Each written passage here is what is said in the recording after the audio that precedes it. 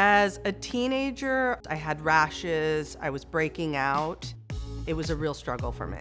My first job after going to school to be an esthetician was working for a dermatologist.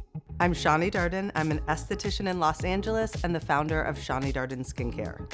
I got to see a lot of damage that people had done to their skin, and that really affected me. So it was always like my goal to try to give people their confidence back.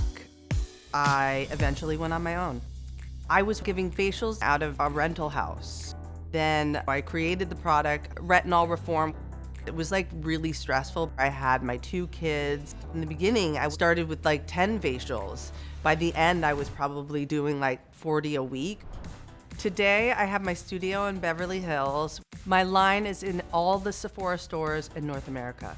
And I'm going to show you why I made this.